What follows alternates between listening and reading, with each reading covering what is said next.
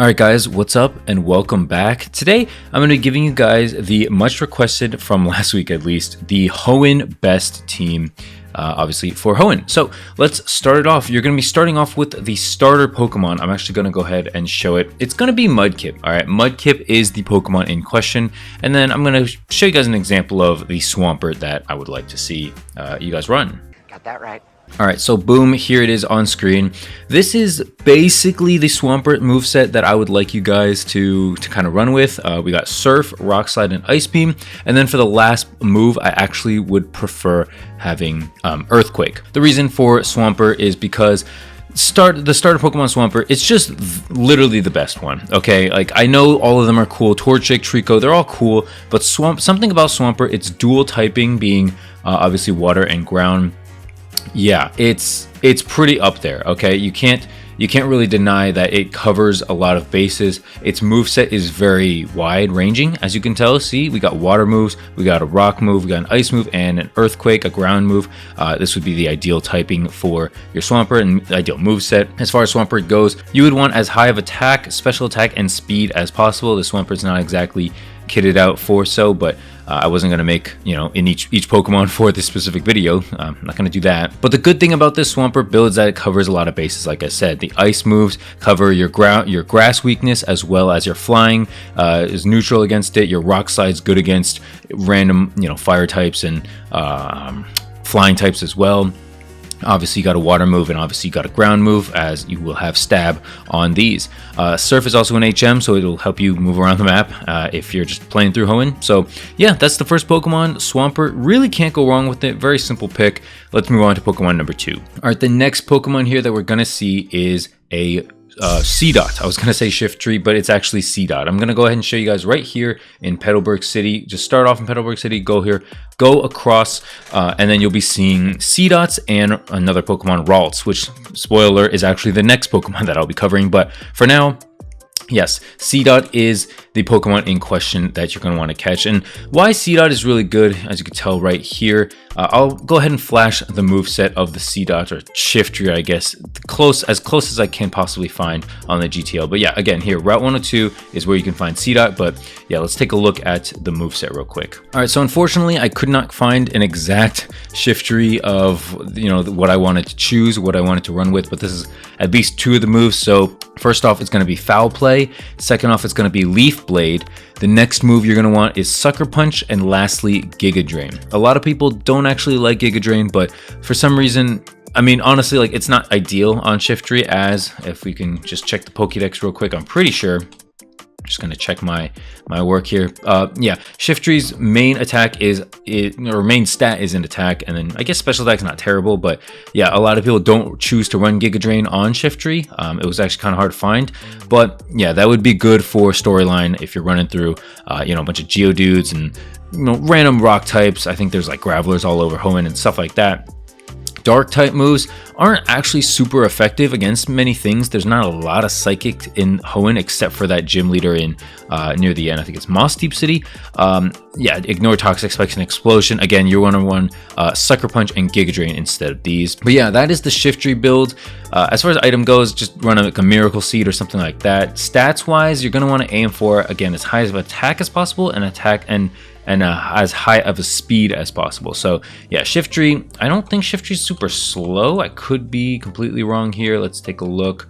Yeah, it's not super slow. It's pretty weak defensively, but it's pretty fast, or it's like mediocre fast. It's an overall, not like an amazing Pokemon out there, but yeah, definitely if you get it correct nature, like Adamant, obviously very good for a Shiftry. And yeah, just run like physical moves like Leaf Blade and Foul Play and Sucker Punch, things like that. Very physical like moves. Your Shiftry will do good, and you'll be able to carry pretty well throughout the rest of the Hoenn region. But are you sure about that? Yeah, with that being said, let's go ahead and find Ralts, the third Pokemon up. As you can tell here in the Pokédex, Ralts is actually in the same exact spot at Route 102. It is a rare encounter though, but the good thing is that you can get both these Pokemon fairly early in your storyline run. I would say be careful because Ralts can teleport, and so actually, is that correct? Maybe I should check that first. I'm pretty sure Ralts, actually I am wrong. Ralts does not learn teleport. He can't keep getting away with it. So if you're single encountering a Ralts here, it won't have teleport, so you should be good to go. Again, Ralts is a rare type, rare Pokemon here, so you know the chances of me showing one on screen is not very high. But let's go ahead and show you guys the Gardevoir build that I think is going to work best for your team. So let's go ahead and find that. And surprise, surprise, guys, here we go. We got a Gardevoir that is essentially what I would like to see. So first off, we got a Psychic move, obviously being Psychic. Then we got Shadow Ball Ghost move as just some extra coverage against like other Psychic types, as well as just Ghost being good against, you know, the random types that it is good against. Energy Ball is actually a pretty interesting move. It's a grass move that's a special move that has a chance of lowering the target's defense. I know you don't learn it till super late as a Gardevoir, so it might not be best for the storyline run. You might just have to run like a Magical Leaf or a Leaf Blade or something else that Gardevoir can run grass-wise, but grass coverage on a Gardevoir is actually surprisingly more useful, and grass in general is going to be useful against, you know, the rest of your team's weaknesses. So yeah, you definitely want to have some grass coverage. And then lastly, Aura Sphere is not terrible. However, I kind of like to run Calm Mind instead. So you could either flex your Aura Sphere or go Calm Mind if you want to try more setups against gym leaders and things like that. And against like the Elite Four, I think Calm Mind's probably going to serve you better. But yeah, Gardevoir is a super good Pokemon in terms of stats. Let's go ahead and take a look at the stats real quick. Boom, we got very high special attack, a very high special defense, decent speed. Everything else kind of lacking. HP's a little low, but overall stats 518, pretty high. And so yeah, definitely a good move pool, a good overall Pokemon, very like bulky defensively, obviously, like special defensively. And then I mean its ability is not bad too. I might, you know, just put on a Leftovers or a Twisted Spoon, something like that. And yeah, Synchronize, like in case this thing ever gets like paralyzed or burned or anything like that, it will actually just pass it to the foe.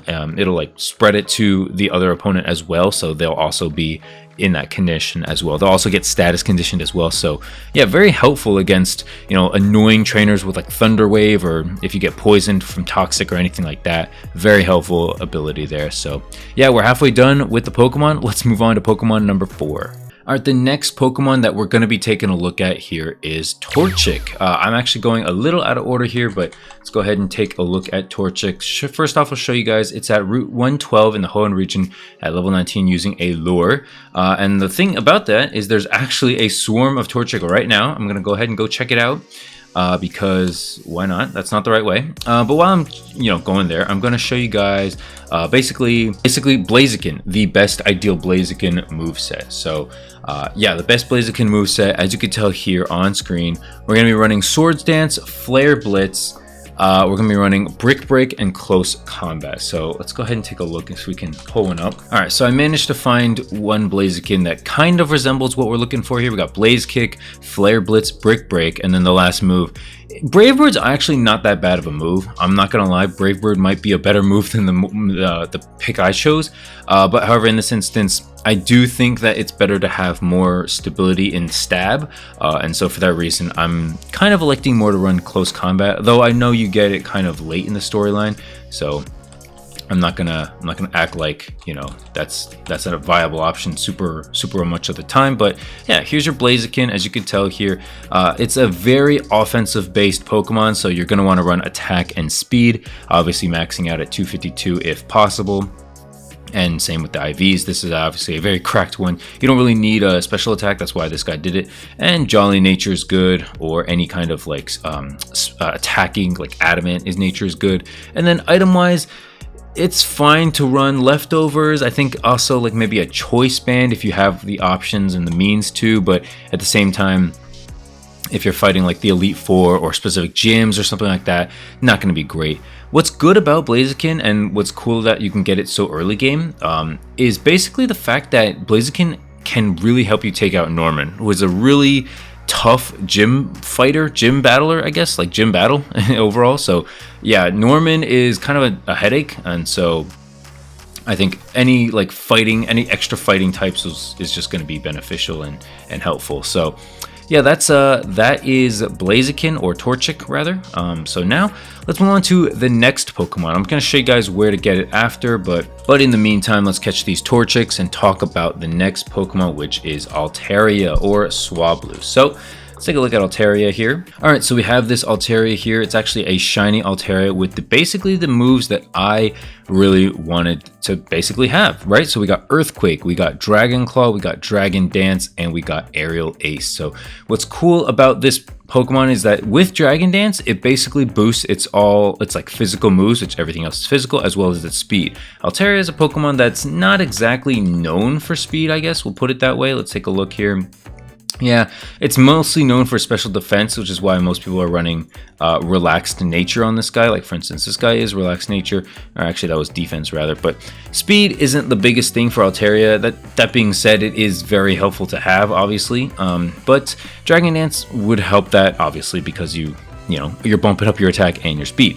Aerial Ace, very good coverage. This is, I think, your only flying type move on this team, so again, definitely something you want to be conscientious of. No good Torchic there. Last Torchic check.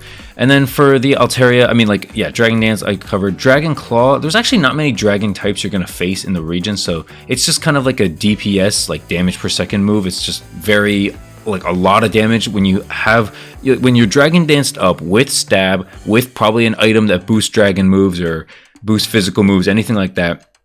Dragon Claw is just going to do a lot of damage. And then Earthquake is just to cover yourself against random things like electric types or things like that. Yeah, it's just any extra coverage, especially like in gym battles. And because like all these Pokemon or all these moves don't have a whole lot of PP, it's good to just have like stronger moves overall, so that, like, yeah, Altaria might not last forever, but at least it'll take out anything like in its path, essentially. So that's Altaria. Honestly, side note, this shiny Altaria is very beautiful. I would not mind getting one myself. This might actually be one of my next hunts if I end up hunting for 5x Horde. I believe Swablu is a 5x Horde. Let me go ahead and take a look real quick.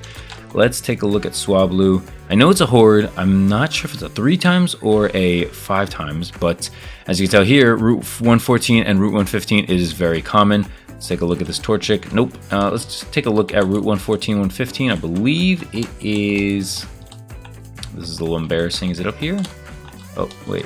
Oh, here it is. So it's to the left of Fall Arbor Town. So if I just go over here, I remember now. Yeah, I go here, go down, and then I believe it is in this piece of grass. So let's go ahead and take a look, see if we can get one. No, we can't. Okay, well, anyway, that is Pokemon number 5, with Torchic being number 4. So far we've got Mudkip, Seedot, Ralt, Torchic, and Swablu. What is the last Pokemon? Well, I went a little out of order, but you guessed it. It is... I don't know. An Electrike. Yes, Electrike, the static lightning rod Pokemon, the lightning Pokemon overall. It's in Route 110. This is the earliest place you can catch it, so let's go ahead and fly there.